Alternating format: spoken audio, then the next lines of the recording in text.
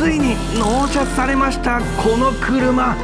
マツダの新型ロードスター S レザーパッケージ V セレクションジェットブラック納車されました。いやかっこいいですね。パチパチパチパチ。はいどうも、車買うチューバーワンソクチューブです。で今回のロードスター、こちらでなんと、私の所有台数が22台になってしまったという本当にあたおかな、車買うチューバーなんですけども、後悔はしていないって感じですね。はい。そして、ワンソクチューブ初のマニュアルトランスミッション車となりますので、まず無事にね、家までエンストしないで帰れるのかっていうところが心配ですけど、楽しみながら、乗っていきたいと思います。でこちらの新型ロードスターS レザーパッケージ V セレクション2駆のマニュアルトランスミッションですけれども、車両本体価格が355万3000円となっています。で込み込み412万円ぐらいだったんですけれども、私が購入した新型ロードスターの見積もり、そして他のグレードのね RF とかのねハードトップのロードスターとかの見積もりなんかもいただいてきてますので、下の概要欄に込み込み総額オプションいくらぐらいかかったかっていうのをねブログのリンク貼っておきますので、そちらも気になっている方はぜひチェックしてみてください。でメーカーオプションはないんですよ。あとはディーラーオプションで何をつけるかというところなんですが、私はですねアルミペダルセット、こちらを2万4310円なんですけれどもつけました。であとですねルームランプ、ラゲッジランプが豆球なのがちょっと悲しかったので LED バルブをつけました。これもね3740円ということで結構お安いなというところですね。他のメーカーに比べるとはるかに安いんでつけても良いと思います。あとドライブレコーダー、カメラ一体型タイプ、こちらが4万700円。あとパナソニックのバックガイドモニター、こちらが3万9930円。これつけないとロードスターではですねバックモニターすらつきませんのでご注意ください。あとフロアマットが2万6180円で、あとね、マツコネのナビですね、こちらが8万8000円ということで今までよりは値上がってますけれども、今回からねアレクサに対応したりとかね Apple CarPlay、Android Auto につながるようになったりとか、結構ね性能が上がってますからね。あとは、ETC2.0 が6万2700円とで、ETC セットアップ料金が6050円という風な形で、ディーラーオプションの付属金合計が29万5350円ということです。でも他のメーカーのねディーラーオプションとか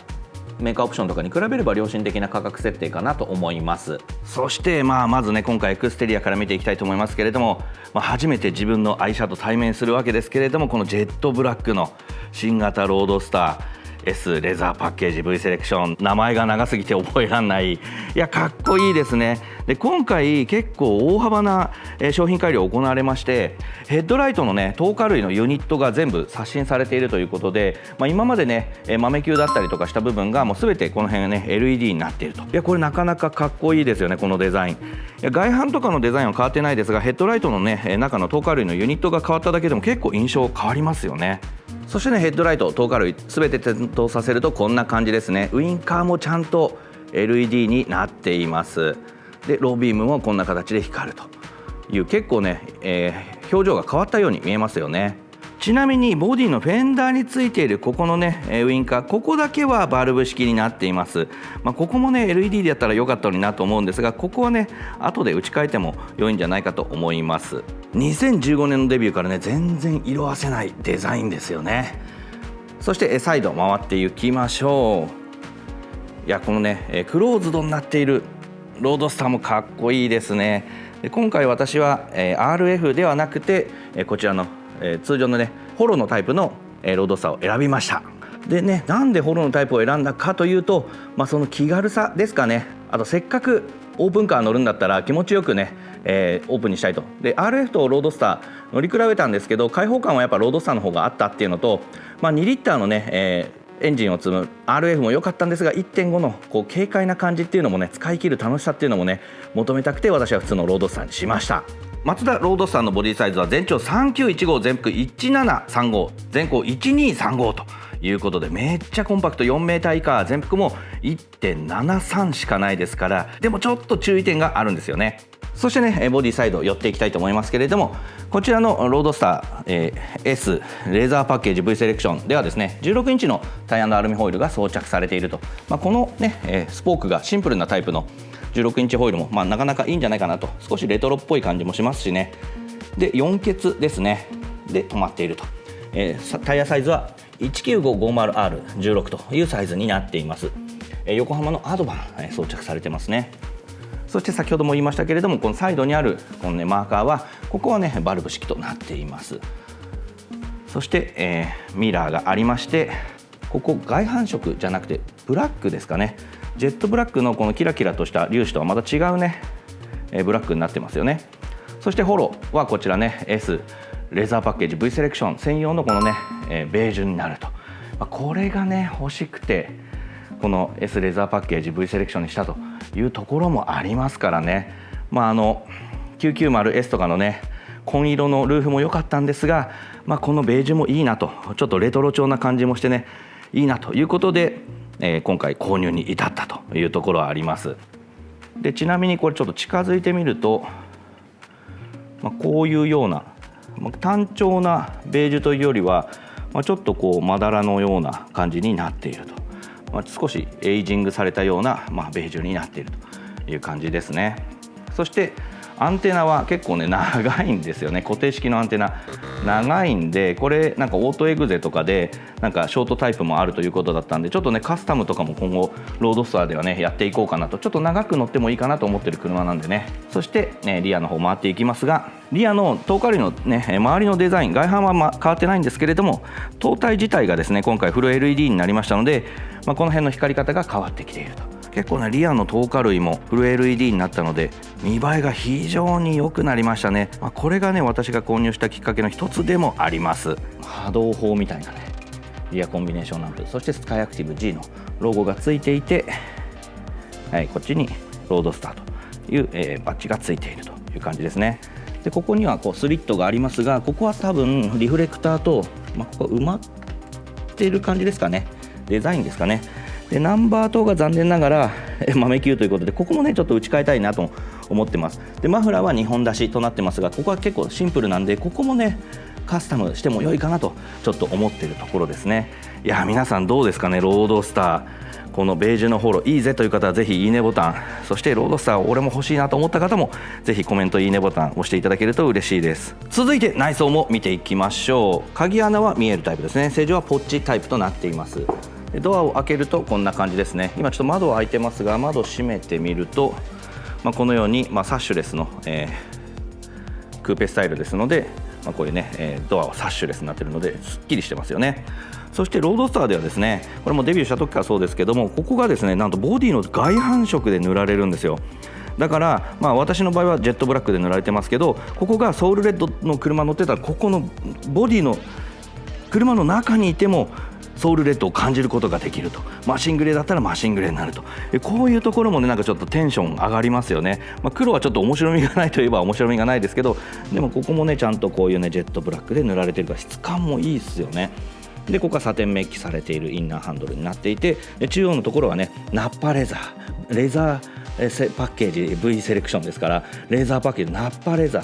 ここもナッパレザーかどうかちょっと分かんないですけど、このスポーツタンカラーになっていると。で非常機のところもこういうね、タンカラーになっていると。ソフトパッドステッチ付きになっています。でこのウィンドウスイッチ台座のところはカーボン調ですけど、ここは調ですからね、この辺は見栄えはデビューした時からそんな変わってないです。でグリップがあってドアポケットはないという形になっています。でこちら坊主が確かついてたかと思いますが、スピーカーがここについていると。でヒンジはプレス製となっています。そしてシートですけれども、こちらがスポーツタンの、ナッパレザーになっていると。いやいいでしょこの色が。いや思ってたよりちょっとね明るい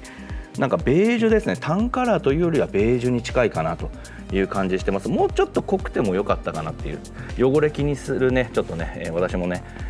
小心者ですんで、もうちょっと薄くても良かったかなと思いますが、おしゃれだなという感じですね。そして坊主がこちらねついてますんで、ちょっと暗いんでもう開けちゃいましょうかね早速ね。ロードスターといえばオープンですけども、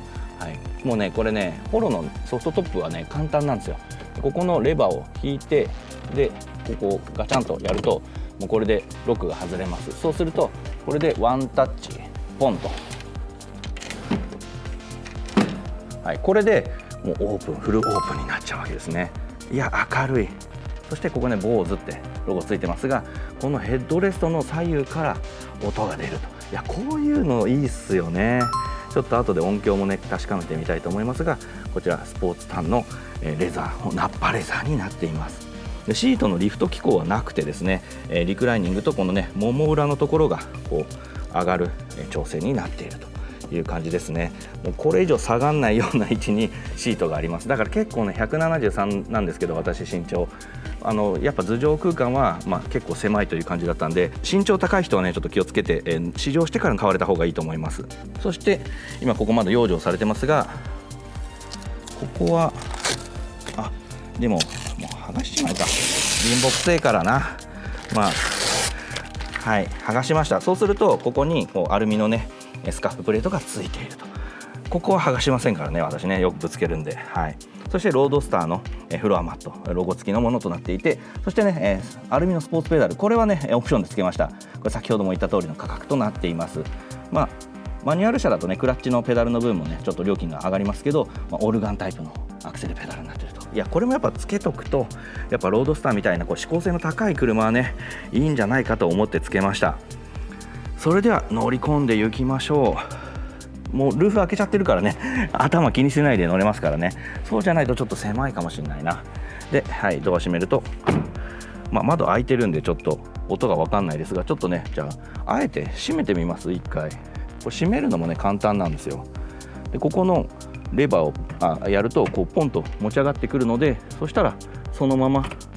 このルーフをですねここにガチャンコとやって、あとはこのレバーをこうガチャッとはめれば、ソフトトップが閉まるという感じですね。そうするとやっぱ頭上はね結構狭いという感じありますけど、こちらの S レザーパッケージ V セレクションではですね、このインシュレーターとかっていうのが確か、このねルーフの内側に貼ってあるみたいで、防音効果が高められているそうですね。じゃあちょっとドア閉めた音もねせっかくなんでやってみますかね。両方閉めて、はい、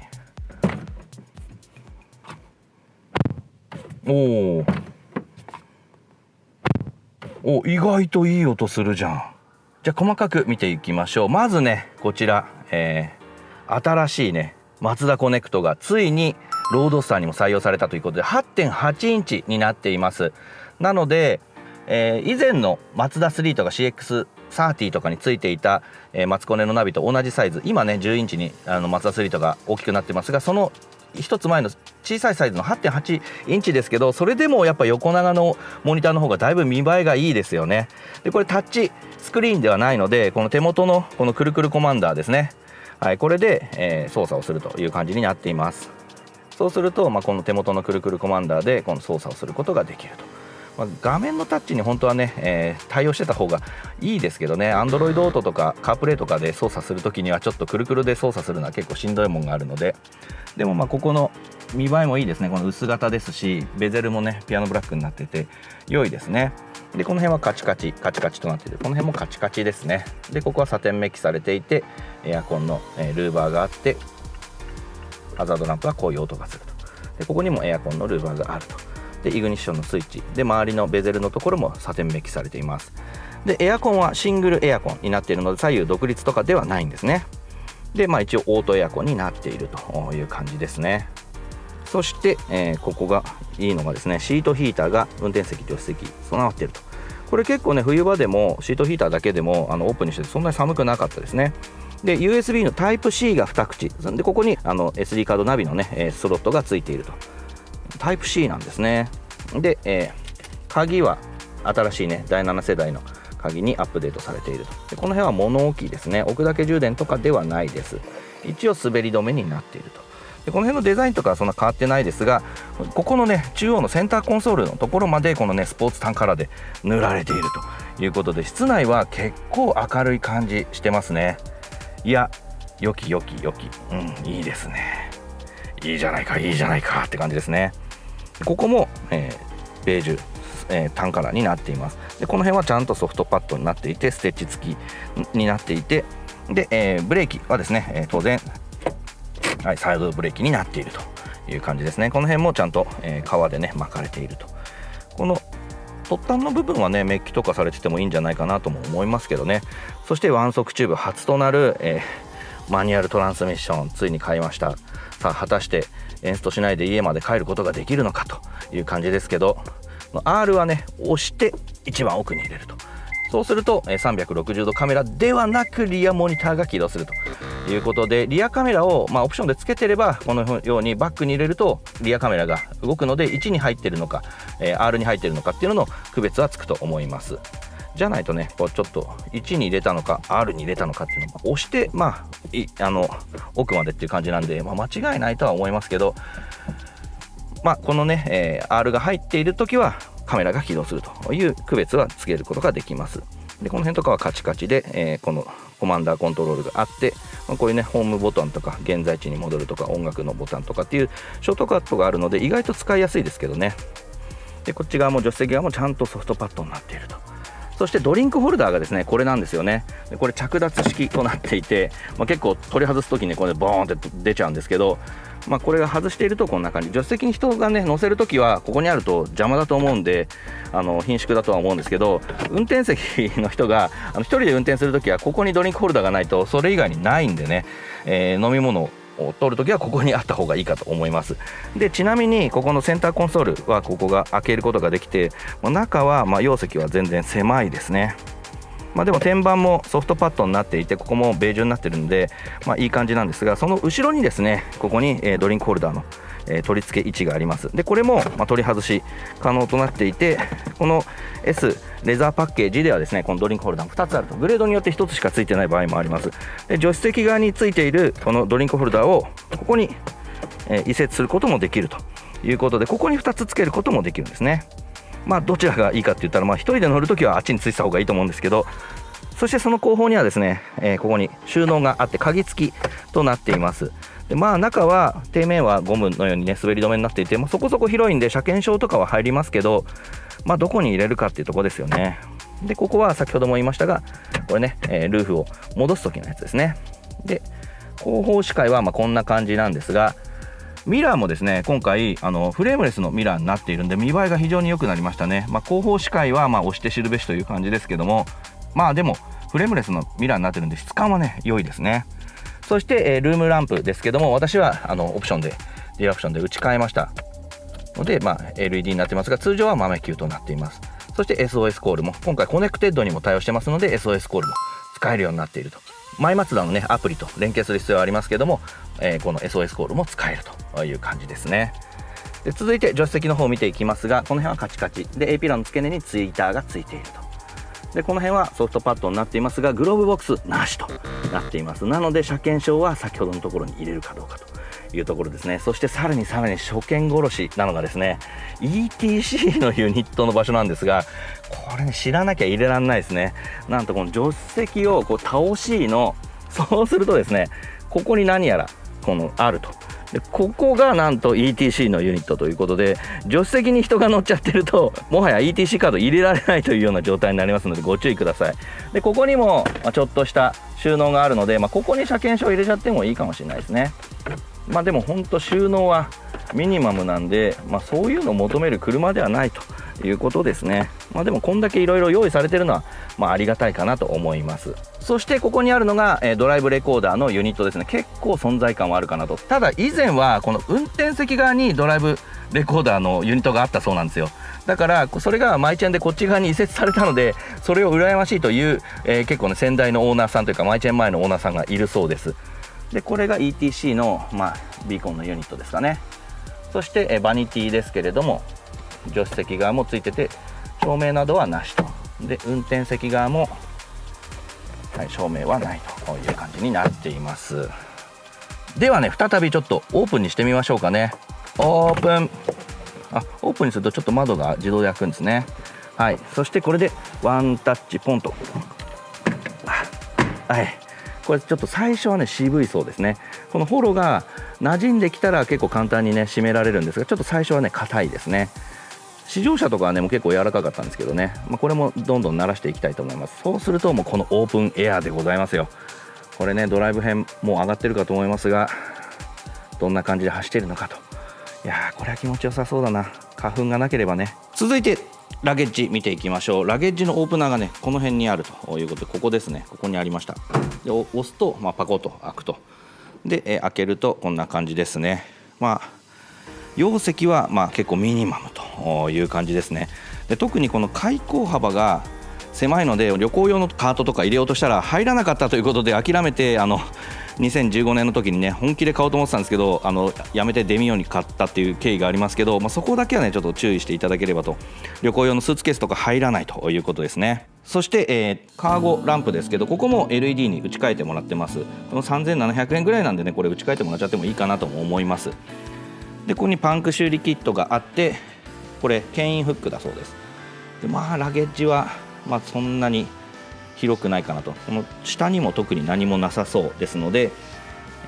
こんな感じと。で注意点としてはですねバッテリーが上がってしまうとトランクが開かなくなるということで、それのね開け方も納車の時にレクチャーしていただければと思うんですけども、そこだけねバッテリー上がるとトランクが開かないというところだけご注意ください。はいといった感じで私の、新型ロードスター S レザーパッケージ V セレクション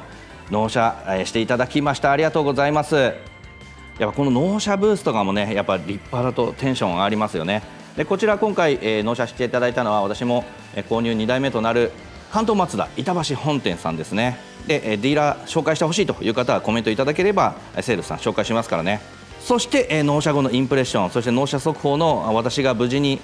マニュアル車運転して帰れたのかとかの動画もね出てると思いますので、これからねロードスター動画も、期待していただければと思います。ぜひチャンネル登録していただけると嬉しいです。もう教習所以来もう本当何十年ぶりとかのマニュアル車ですんでね、ちょっとワクワクしながら乗っていきたいと思います。